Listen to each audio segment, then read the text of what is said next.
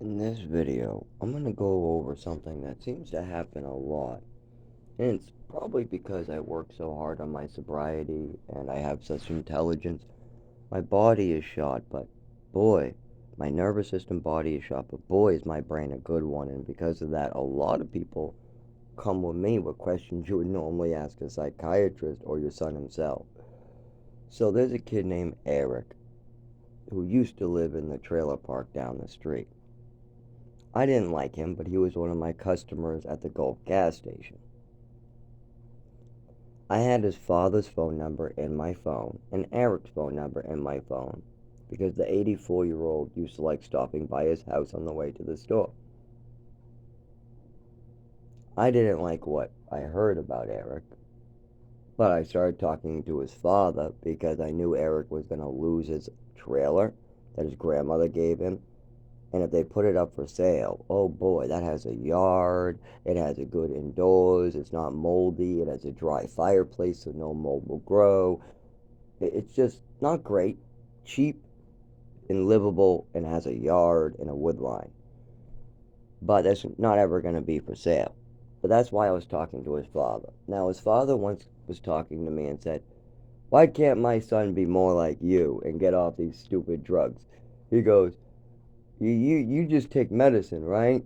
I go, well, I smoke pot once in a while, but you gotta remember, I had a real problem with opiates in my early 20s. My son's 37 years old.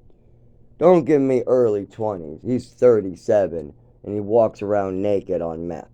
I laugh. I go, okay, that is a little different. And he doesn't hold a job, he doesn't want to work, and he cries that it's his father's fault that he doesn't have money for drugs or any food. Then his father drops off food and he yells at him because some of it's expired. Why don't you just say thank you and throw away whatever's expired? And so it's really bad. So his father goes, "What would you do? What would you do?" How could I said, well, this is one thing. Stop giving him money, stop paying his rent. Keep the trailer yourself and don't just he fails to pay the payments, he fails to get the food, he fails to get drug money. That's on him. You just stay someplace else for a year. When he loses the trailer, come right in. Let them know that you're doing this and you want to pay it. You're paying it anyways, right? I mean, you're already paying his rent. You might as well live in it yourself and then come out, move into your someplace else or do whatever you need to do, but he needs to pay for his own place somewhat.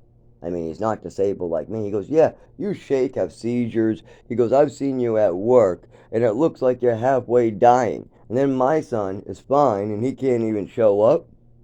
I'm like, yeah, that's a little different. My father and mother is really different than anything that you guys have gone through. I'm sure you're a great father. I'm sure that your son has no medical conditions. I'm sure there's something else different between you and me.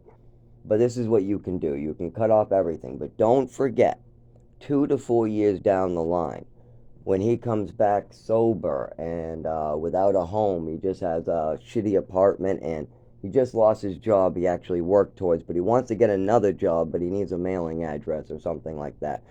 When it looks like he's really trying to not do drugs and get a job, then help. But you're going to need to stop helping until he wants to help himself.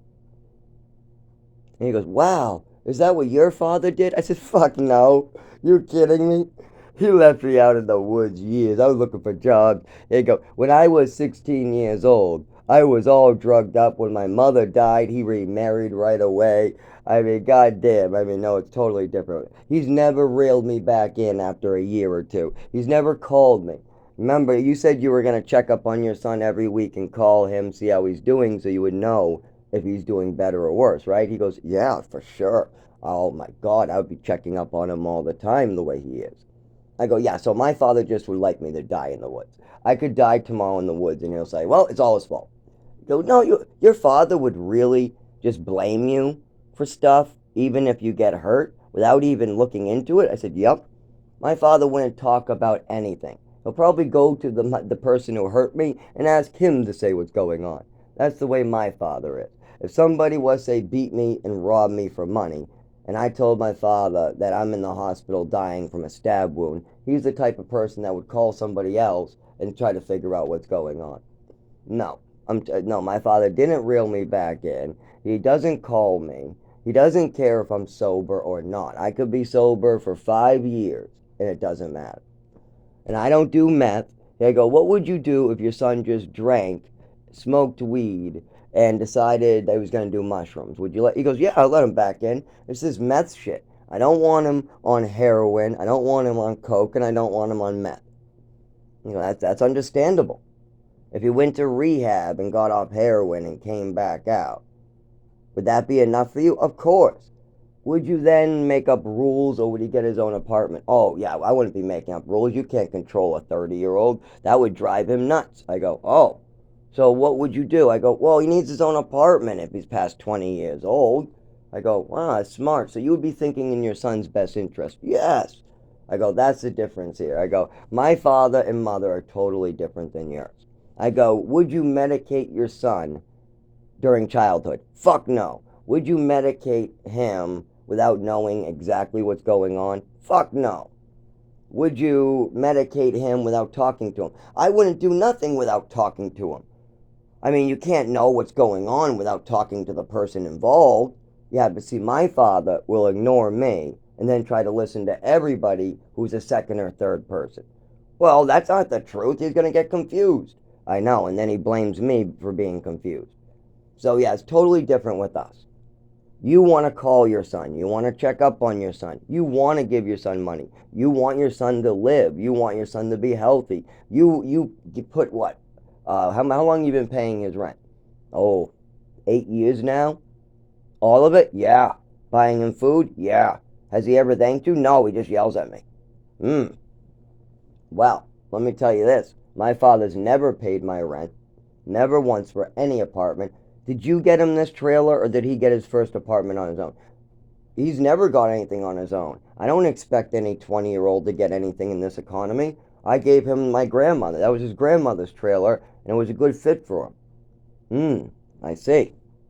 Yeah, see, that's the difference here. So just remember to reel him back in, do what you say, call him, and when it seems like, he's doing his own thing, then reel him back in. That's what I would give for advice. And it's kind of funny, that's what he did. That's what the father did, is he stopped giving him money, stopped paying his rent, and now the father has rented out the trailer to somebody else until his father gets, his son gets his, at least just gets off the meth. That's all he wants. He says, as long as he gets off the meth, the job can wait. I'm like, really? Okay. Well, that's a nice father right there. A little too much. So yeah, that's a serious case right there.